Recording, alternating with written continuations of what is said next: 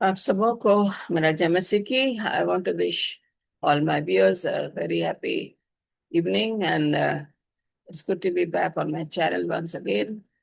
बहुत अच्छा लगता है जब मैं अपने चैनल पे आती हूँ और अपना संदेश लेकर आती हूँ जो कि मुझे प्रभु देता है, और उसका मैं धन्यवाद करती हूँ।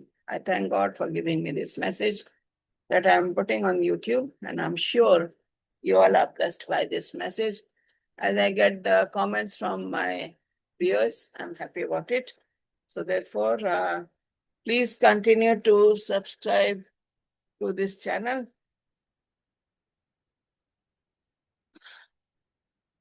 Continue to subscribe to this channel so that you will get my next message.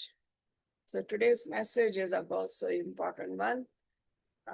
This is entitled Mean Christians. हमारा आज का जो संदेश है वो भी बहुत खास है। इसका मतलब है कि जो मसीही लोग हैं किस तरीके के लोग हैं और कितना उनमें स्वार्थ है, और वो हम आज देखेंगे। आइए प्रार्थना में जाएंगे। ये हमारे स्वर्गीय परमेश्वर पिता फिर से मेरे पास आ गए हैं। तूने मौका दिया कि मैं अपना संदेश लेके जो कि तूने मेरी हेल्प की है इसको तैयार करने में, खुदा मुझे शब्द दे बोलने के लिए, क्योंकि मैसेज तेरा है, शब्द तेरे हैं, और लोग इसको सुने और आशीषित हों, और इस चैनल को सब्सक्राइब करके ज्यादा से ज्यादा लोगों में इसको साझा कर सके, ताकि वो अपने आप में बदलाव लाए, परिवर्तन लाए और एक अच्छे नेक मसीह बनने वाले बने। मैं जानती हूँ कि मैं पापी इंसान हूँ, तो मेरे पापों को क्षमा करता है, और तब तू मुझे शब्द देता है, जैसे कि तूने यशायाह को दिया, उसके होठों को छुआ, अल्लाह कोयले से अब वो शुद्ध हो गया, उसने प्रचार किया। तू भी मेरे शब्दों को छू के उनको शुद्ध करता है, ताकि मैं वही बोलूं जो तू मुझसे चाहता है कि मैं बोल सकूं। मेरे पापों को क्षमा कर, लोगों को जो सुने उनको आशीषित कर, ताकि हम अपने अ, वचन को साझा करने में आगे बढ़ सके। यही हमारा विश्वास है, यही हमारी आशा है। सुनो रहकर हमें।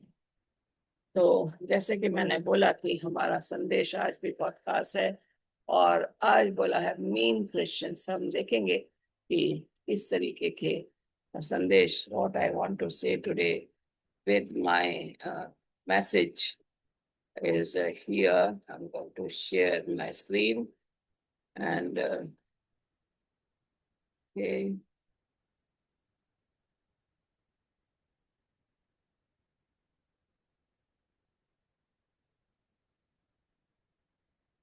मीन क्रिश्चियन, मतलबी टाइप के मसीही लोग, जिसके बारे में हम सीखेंगे। कुछ लोग फायदा उठाने के लिए मत क्रिश्चियन बन जाते हैं। कुछ लोग मसीही तो है, लेकिन वो परमेश्वर के वचन को जो है सुनना नहीं मांगते, और ये कहते हैं कि हम मसीही है।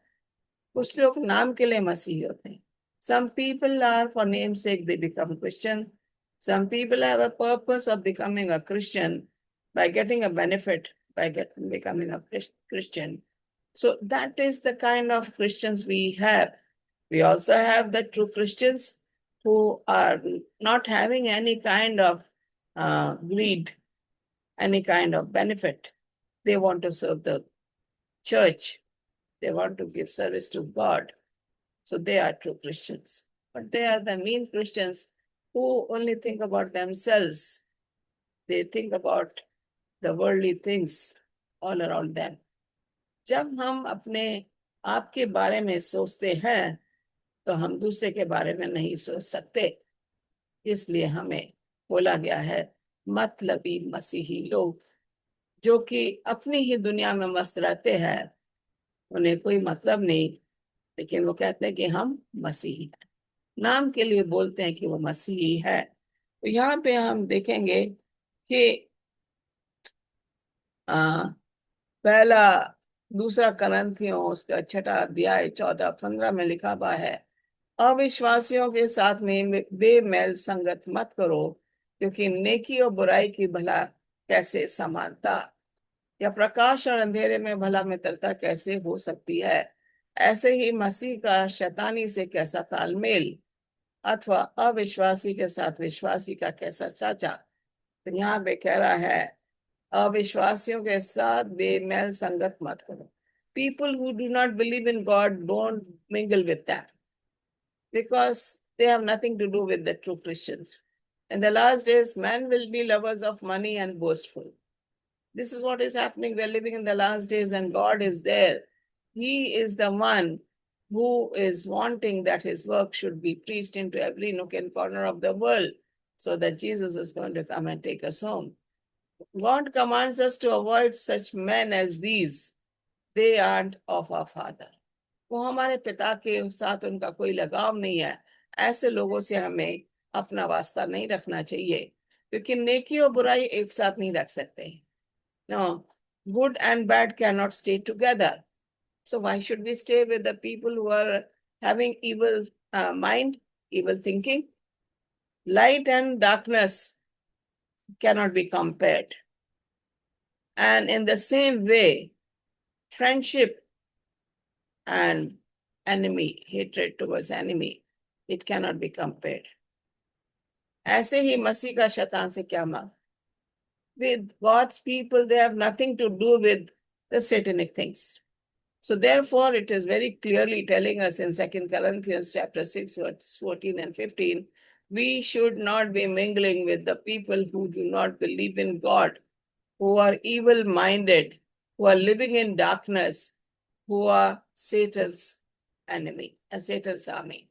जो शैतान के चुंगल में रहते हैं, जो बुराई की ओर जाता है, जो मसीह को नहीं मानते हैं, परमेश्वर कहता है ऐसे लोगों से हमें दूर रहना।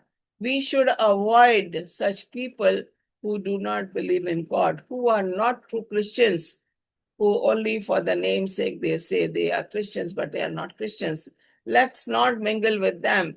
This is very clearly Bible is telling us.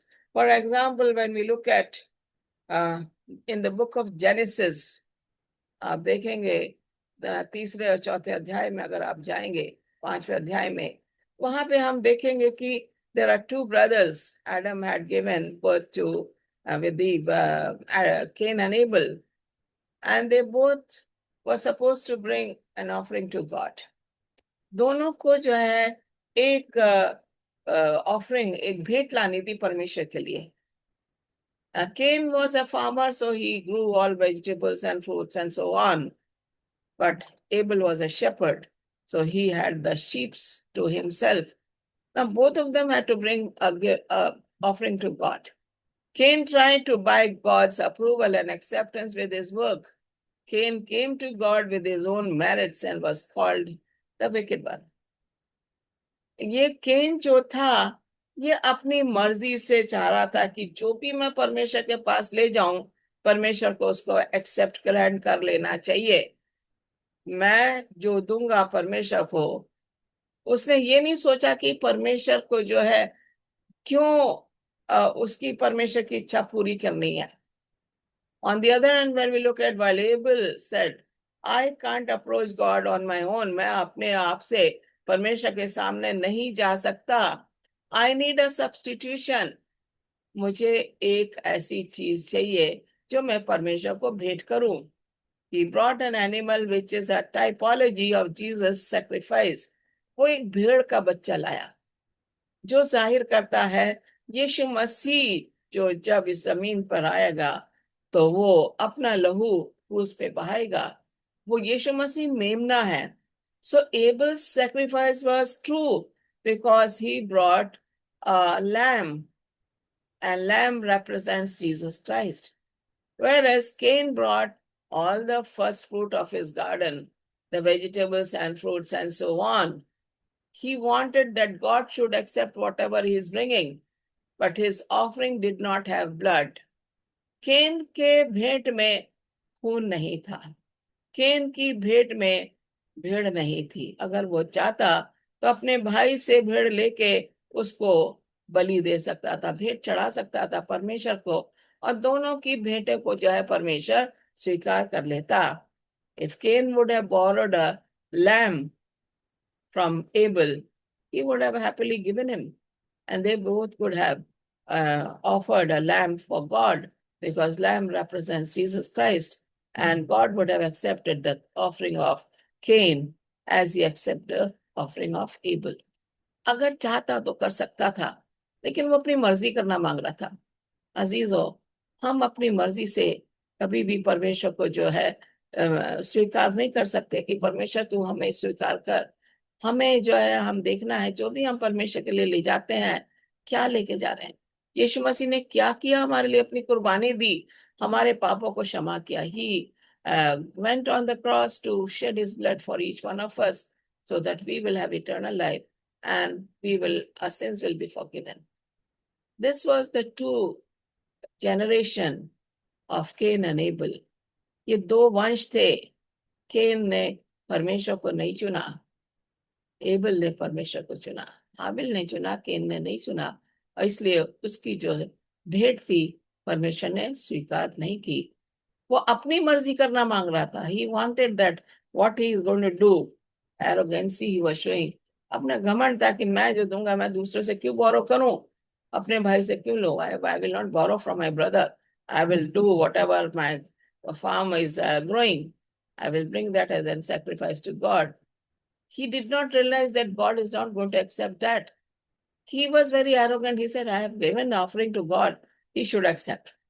But then there was no blood in his offering, and therefore his offering was not accepted. उसकी भेंट को स्वीकार नहीं किया, क्योंकि उसमें खून नहीं था, मेमने का खून नहीं था। मेमना यीशु मसीह को जाहिर करता है। ऐसे लोगों से परमेश्वर कहता है, जो अपनी मर्जी करना मांगते हैं उनसे दूर रहना ही ठीक है। यहाँ पे कह रहा है 2 Timothy chapter 3 verse 1 and 4 and 5. It goes like this. But realize this, that in the last days difficult times will come. Human beings, for human beings, lovers of pleasures rather than lovers of God, holding to a form of godliness, although they have denied its power, avoid such men as these. प्रेम रहित जिनके अंदर प्यार नहीं है, people who have no love, people who do not ask for forgiveness, people who are arrogant, who are not trustworthy, who do not have patience, who only think of evil. निंदक, असंयमी, बर्बर, जो कुछ अच्छा है उसके विरोधी, उन्हें अच्छी चीजें पसंद नहीं है, विश्वासघाती, deceiving other people, अविवेक, using a wrong kind of intelligence for their own good, अहंकारी, pride.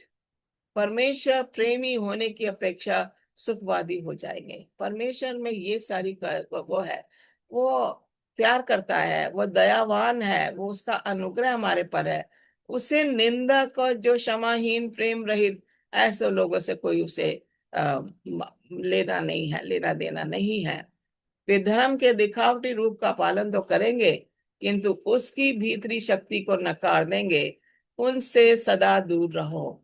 Such people who are going into the worldly things, such people who only come to church for name's sake, such people who say they are Christians, but in their heart is full of evil things. Growing up, they have hatred towards God's people, but they show that they have love for God's people.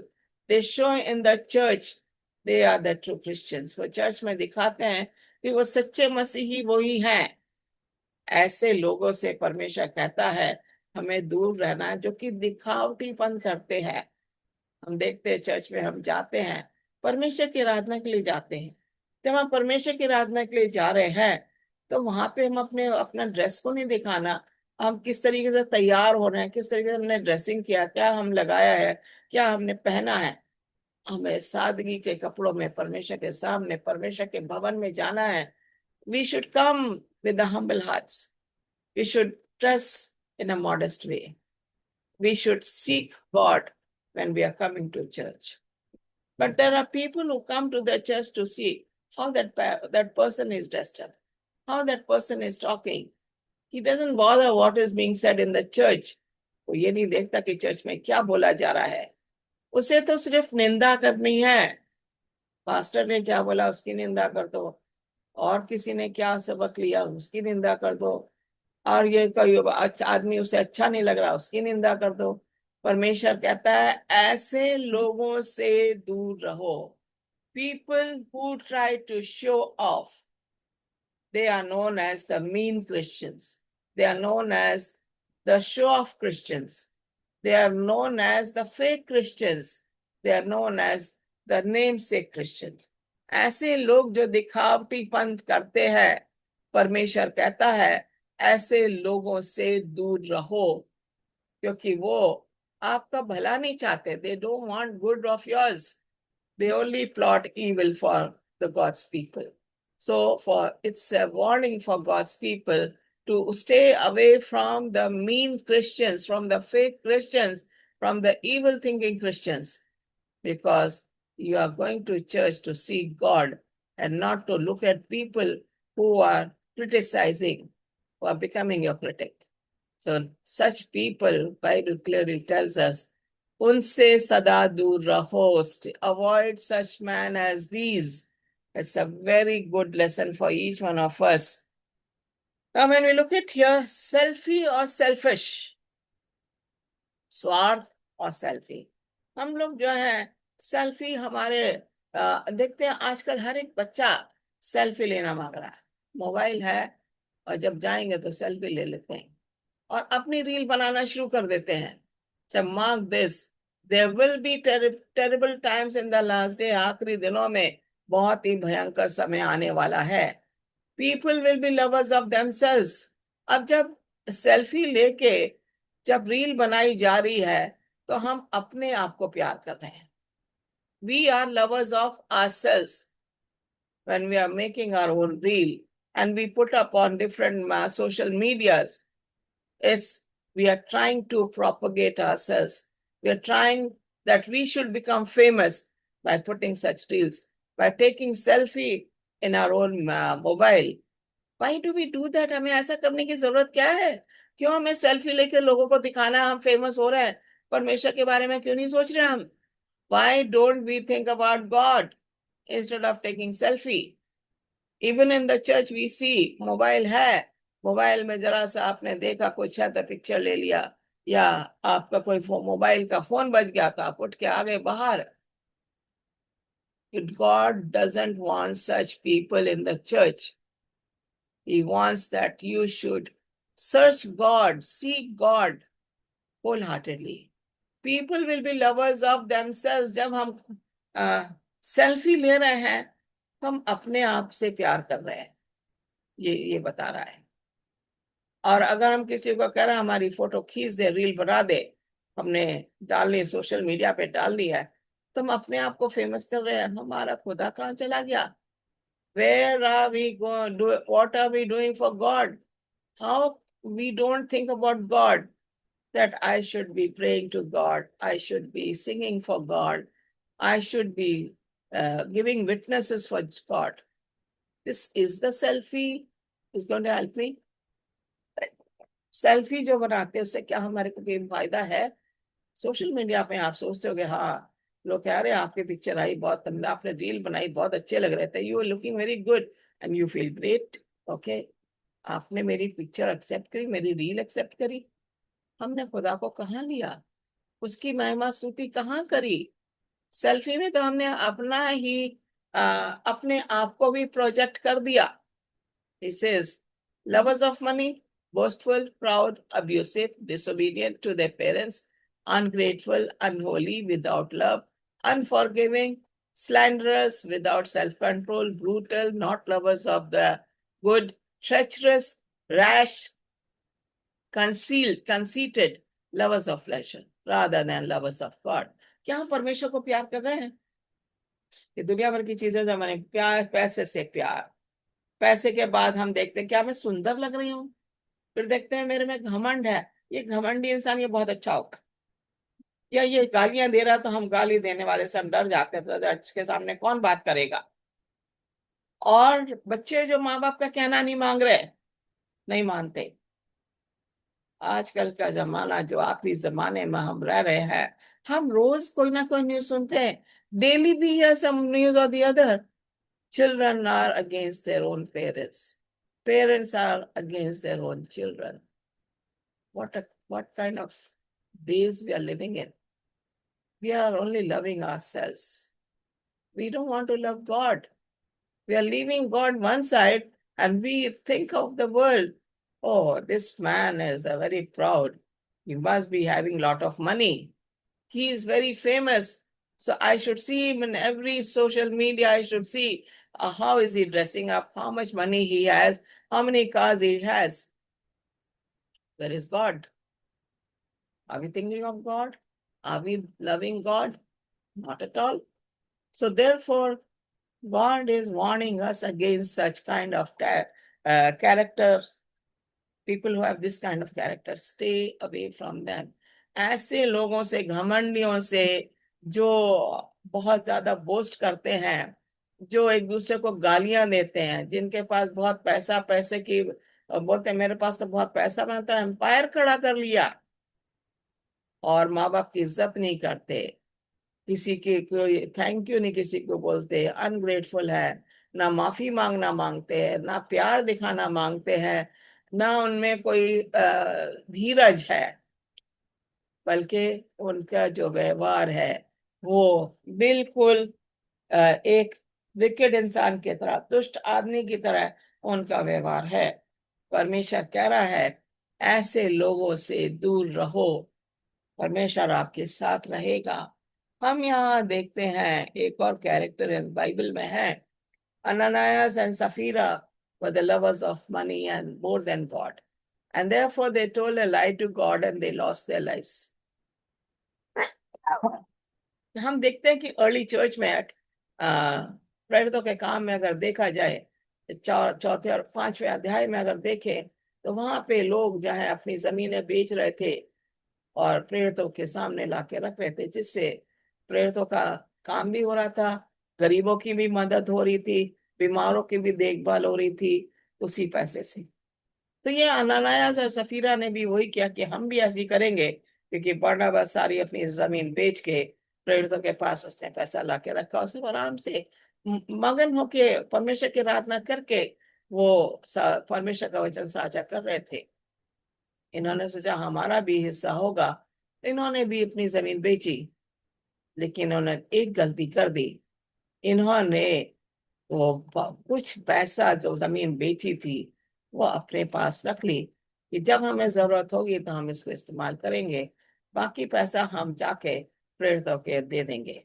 और ये लेके गए, और जैसे ही लेके जाते हैं, यहाँ पे कह रहा why has Satan filled your heart to lie to the Holy Spirit? पतरस के सामने जाते हैं, पहले हस्बैंड जाता है ननायस, वो जमीन का जो पैसा था उसने बाकी रख लिया। उसने कहा तुमने क्या इतने में जमीन बेची? इसने कहा तुमने पवित्र आत्मा से क्यों झूठ बोला? पवित्र आत्मा से झूठ बोलने का मतलब है खुदा से झूठ बोलना। अभी पतरस ये बोल ही रहा था, अनायास खत्म हो जाता है। परमेश्वर ने उसे वहीं माफी नहीं दी, उसे वहीं पर सजा दे दी। जब हम पवित्र आत्मा के खिलाफ या खुदा के खिलाफ हम झूठ बोलते हैं, परमेश्वर हमें वही सजा दे देता है।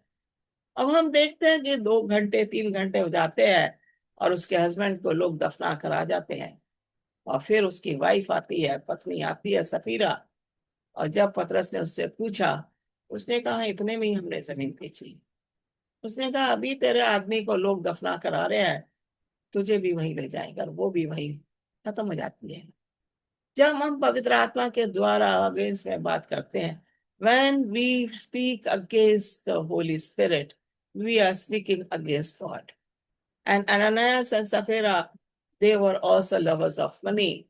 They kept part of the money at home, thinking that they will use it later on. And they took part of the money out of the land that they have sold, took it and gave it to the disciples. And Patras just asked Ananias, is this the only thing you have sold? He said yes. And Peter says, why have you spoken lie to the Holy Spirit? Speaking lie to the Holy Spirit means speaking lie to God.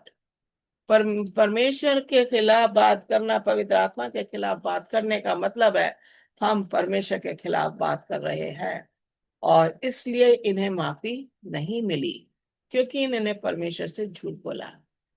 अजीजों, हम भूल जाते हैं कि जब हम झूठ बोल रहे हैं या कुछ हम छिपा रहे हैं, परमेश्वर हमें देख रहा है।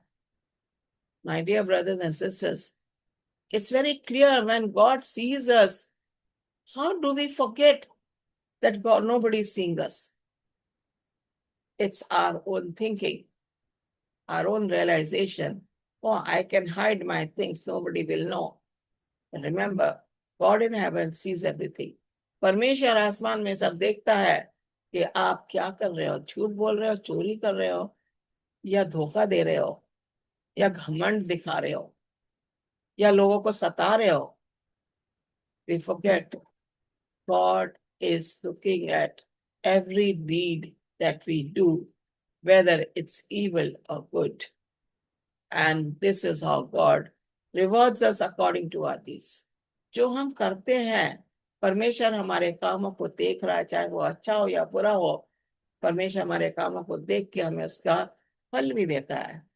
अच्छा है तो अच्छा फल मिलेगा, बुरा है तो बुरा फल मिलेगा. जैसे अनन्या और सफीरा को एकदम इमीडिएट डेथ मिली, और केन को वहां से भेज दिया गया, वो नोमैड हो गया, मारा मारा फिरने लगा. ये उसकी सजा थी. इसलिए हमें जो है परमेश्वर का ध्यान रखना चाहिए, परमेश्वर की खोज करनी चाहिए. हमें ये नहीं भूलना चाहिए कि हमारे जितने काम है परमेश्वर हमें देख रहा है.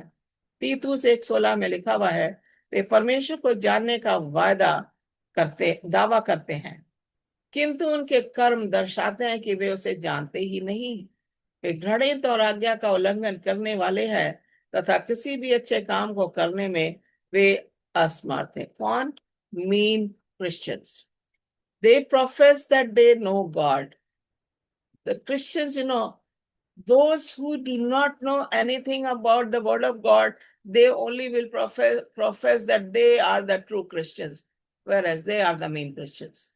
They are not true Christians. But in works they deny him, like Pharisees and Sadducees. वो मूसा की शरीयत पे जाते थे और ये देखते कि शब्द क्यों तोड़ रहा है यीशु मसीह.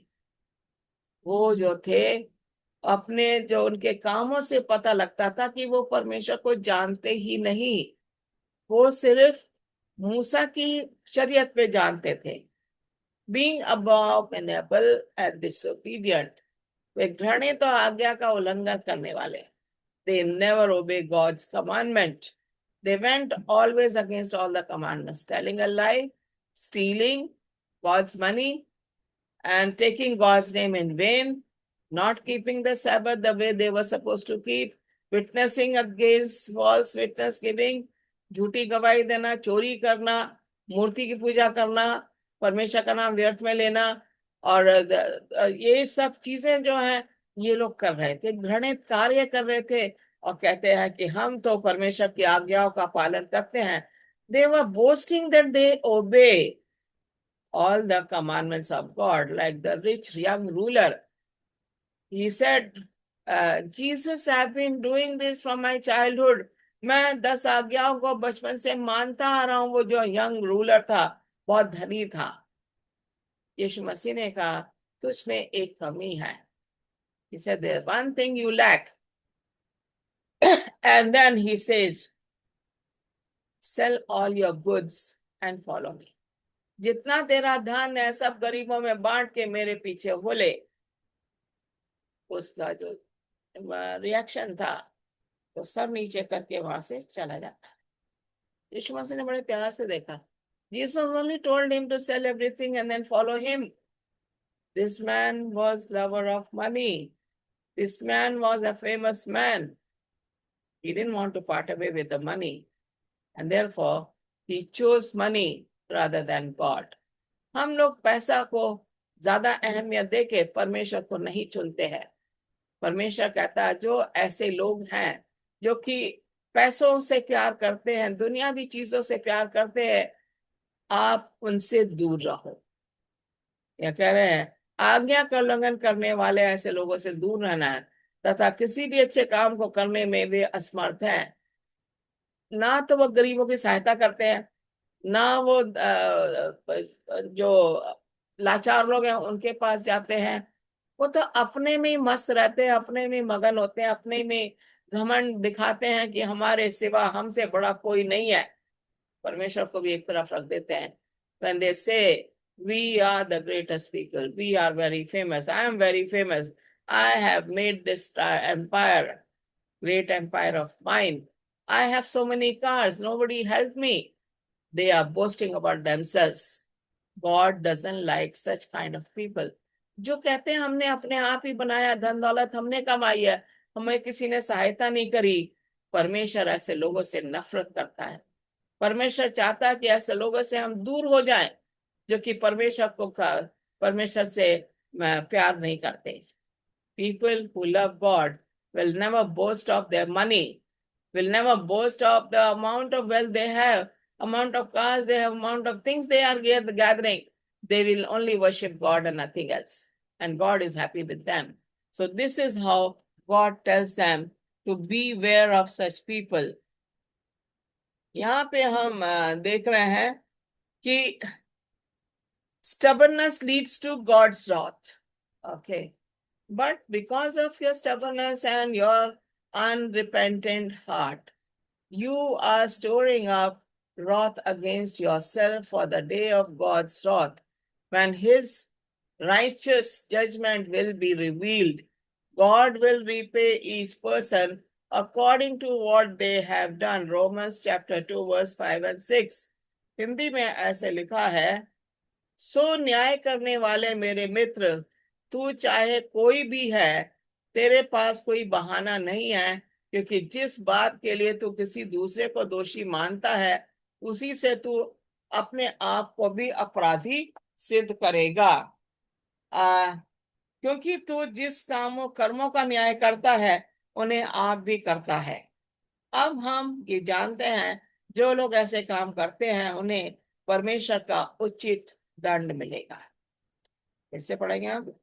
बिकॉज ऑफ द स्टबर्ननेस, अपनी हटी स्टबर्ननेस जो हमारे अंदर बनी हुई है, पली हुई है, सो न्याय करने वाले मेरे मित्र, तो चाहे कोई भी हो, तेरे पास कोई बहाना नहीं है, क्योंकि जिस बात के लिए तू किसी दूसरे को दोषी मानता है, उसी से तू अपने आप को भी अपराधी सिद्ध करता है। If I say this person is a sinner and I am not a sinner, if I say I have not done anything, I am considering myself as a sinner, equivalent to that person to whom I say he is a sinner. He says, because of your stubbornness. Our heart is very stubborn, hard-hearted. You are storing up wrath against yourself. हमें अंदर जो हमारे जलन है, गुस्सा है, वो जलन और गुस्सा जो है वो परमेश्वर के पास भी होगा हमारे लिए। जब हम परमेश्वर के लिए गुस्सा रखते हैं या परमेश्वर के लोगों के लिए गुस्सा रखते हैं, तो वो गुस्सा हम अपने लिए इकट्ठा कर रहे हैं, अपने आप को अपराधी सिद्ध करता है, क्योंकि तू जिन कर्मों का न्याय करता है उन्हें आप भी करता है ना। we have a habit of judging other person. Oh, this person is not good, this person does this and this person is doing this. We try to bring out all bad points about our fellow human being. We are bringing our own bad points about ourselves. हम दूसरे की बुराई कर रहे हैं, तो हम अपनी भी बुराई दिखा रहे हैं, ये हमारे अंदर क्या बुराई है। हम दूसरे को कैसे उसकी बुराइयां गिन सकते हैं जब हम अपनी बुराइयां नहीं देखते। यहाँ पे यही बोला। अब हम ये जानते हैं कि जो लोग ऐसे काम करते हैं उन्हें परमेश्वर का उचित दंड।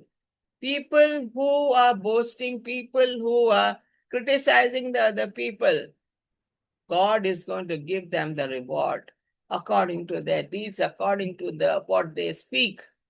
इसलिए हमारी जो जुबान है, our tongue, has to be very careful in what we utter our words. हम अपने शब्दों का जो है सही उच्चारण करें, उसका सही इस्तेमाल करें, जीभ का ऐसा बुरा शब्द ना निकालें जिससे परमेश्वर हमसे नाराज हो जाए और हमें माफी भी ना दे। अब if we need forgiveness from God, we have to be very careful in uttering our words. Each word that we speak, we have to be very careful, not criticizing the others for their deeds. If while criticizing others, we are bringing our own criticism against us. And that is why God is going to punish such people. Let's see what is going to happen when these things come up.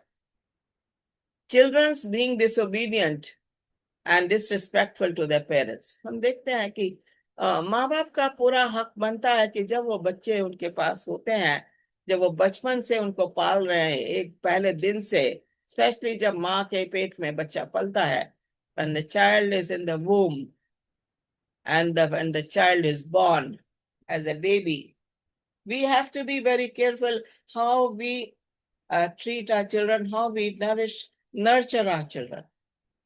Are we bringing them in the wrong way, not according to God's way? क्या हम परमेश्वर के मुताबिक हम उनका पालन पोषण नहीं कर रहे हैं? क्या हम बचपन से ही उनको लताड़ रहे हैं, उनको धिक्कार रहे हैं?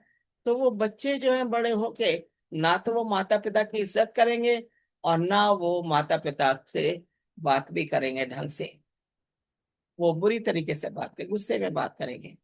Children who are not nurtured in a proper way, in God's way, they are the ones who are disrespectful to their parents. They are the one who disobey their parents. It's our privilege, it's our time that we train our children according to the biblical methods. And then only we give them respect and they will give us respect. जब हम बच्चों को इज्जत देते हैं तो बच्चे भी हमें इज्जत देंगे।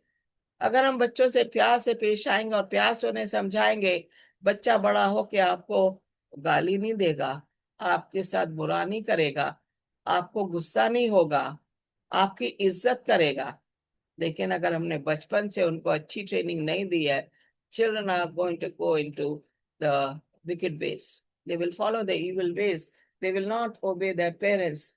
Therefore, it's very essential for each parent to see that their children are nurtured in the way God wants us to nurture them. यही है, बच्चे क्या करते हैं, इतना स्टेज में आ जाते हैं, छोटे छोटे बच्चे हैं। आजकल मोबाइल के द्वारा बच्चे बहुत बिगड़ रहे हैं और बच्चों को मोबाइल दे देते हैं तो वो खुश हो जाते हैं, मोबाइल ले लो तो गुस्सा हो जाते हैं और आपको गुस्से में देखते हैं, आपको बुरा भला भी कहते हैं, दुनिया भर की चीजें आपके अंदर आ जाते हैं। आपके फैमिली में जो है एक तरह से माहौल खराब हो जाता है। There's chaos and confusion in the home where we are giving training not in the right manner according to God's ways. When we give them the mobile, they are happy. But when we don't give them the mobile, they are sad, they are angry, and they show their anger to the parents, and then they abuse them, they disrespect them, they disobey them, they don't do anything. They even don't take interest in studies. So where are we heading in training our children? क्यों हम बच्चों को ठीक से उनकी परवरिश नहीं कर पा रहे? क्यों हम उनसे हम सोचते अरे शांत रहेगा, चलो मोबाइल पकड़ा दो। To make the home quiet, you give them mobile. Oh, for that, okay, as long as the child has the mobile, you can carry on with your work. But you're doing wrong thing. That's not what God wants us to do. God wants us to train them, give them time, talk to them out of your love, teach them out God's love. They will obey you. They will obey God. They will obey the elders. They will respect you. They will love you. But if you are not treating them properly, not giving them the right training, they are going to be opposite of what you think. They will not respect you at all. So when we look at here,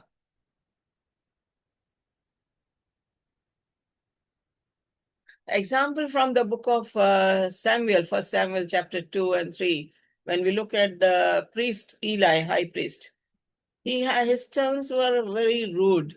He said, now Eli was very old and he heard everything his sons did to all the Israel and how they lay with the women who assembled at the doors of the tabernacle of meeting. So he said to them, why do you do such things? For I hear of your evil dealings from all the people. No, my sons, for it is not good report that I hear. Now here, हम देखते Eli के जो बच्चे थे वो मंदिर में जो लेडीज आती थी उनके साथ बदतमीजी करते थे। जब भेंट होती थी तो उसमें से पहले अपना हिस्सा निकालते थे मीट का, और ये जब भेंट आती थी वो भी वहां से चोरी कर लेते थे। ये कई ऐसे काम करते थे। एली ने जब सुना, उसने सही ढंग से उनको डांटने लगाई, उनको समझाया नहीं। बचपन से जो उनको ट्रेनिंग नहीं मिली थी, इसलिए उन्होंने जो है मंदिर में लोगों के साथ बदतमीजी की। Eli was not happy when he heard the reports of his sons. This is what happens, these days when the children don't respect parents.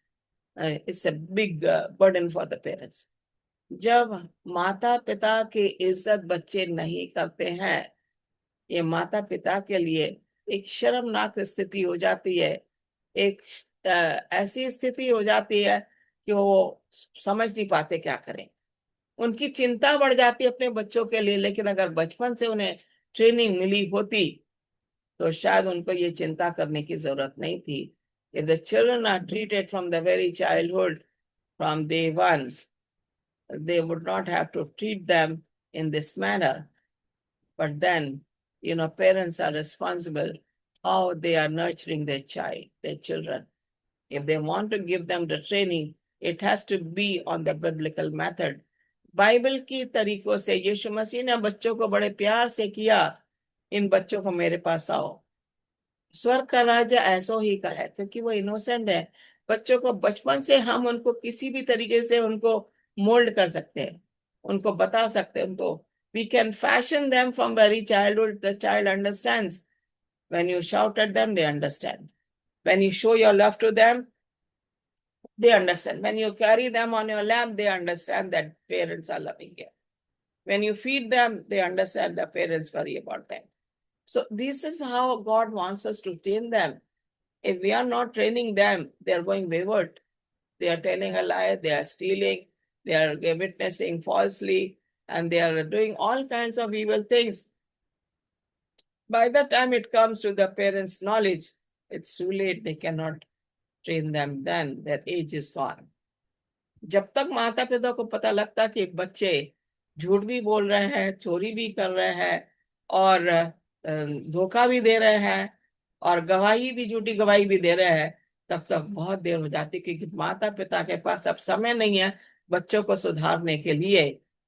आप और हम क्या कर रहे हैं?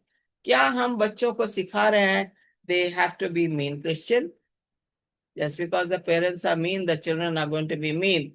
But if the parents are sincere in doing their part with the children, training them up, they will not go into the evil ways. They will not do wicked things. Their deeds are going to be good. God wants us to train the children from the very young age. हमें बचपन से ही सिखाया जाना है बच्चों को किस तरीके से हमें प्यार से बताना है, उनको समझाना भी है। और अगर वो बच्चे हमारे बचपन से हमारे रास्ते पे चलेंगे, परमेश्वर के रास्ते पे चलेंगे, तो बड़े होके वो झूठ नहीं बोलेंगे, वो झूठी गवाही नहीं देंगे। आप किस ओर ले जा रहे हैं बच्चों को? Are you making them at mean Christians or are you making them true Christians? It depends upon each of you, brothers and sisters. It is now time for you to change your ways if you are following the wicked ways. It is now time for you to bring your child to the house of God. Teach them the Bible verses. Teach them in the right manner so they will be prepared. You will be preparing them for the heavenly kingdom, which Jesus is preparing for each one of us. He said, I will come again and take you, and where I am, there you may be also. यीशु मसीह ने वायदा किया है कि मैं जहां पे तुम होगे, जहां मैं रहूंगा वहां तुम भी रहोगे। इसलिए वो हमारे लिए जगह तैयार कर रहा है। क्या आप उस दिन के लिए तैयारी कर रहे हैं कि हमारे बच्चे भी हमारे साथ स्वर्ग में जाएं? हर एक माता पिता की यही इच्छा है। Every parent wants that their children should go to heaven with them. This is the desire of every parent. This is my desire also for my family. Let's pray. Now, Father in heaven, once again, it's a joy that you give me words to speak. Thank you, God, for helping me to speak your word. Let the people hear this message and be able to subscribe and share it with the other people so that they will be able to prepare their children, be able to get away from the evil ways, do good things for you so that they'll be able to go to heaven, the kingdom that you're preparing for each one of us. Bless all the viewers and their families. If there are any sick ones, touch them and restore them back to normal health. Forgive us our sins and shortcomings, for we ask these few blessings in Jesus' name. Amen. God bless you. I'll come back again soon. And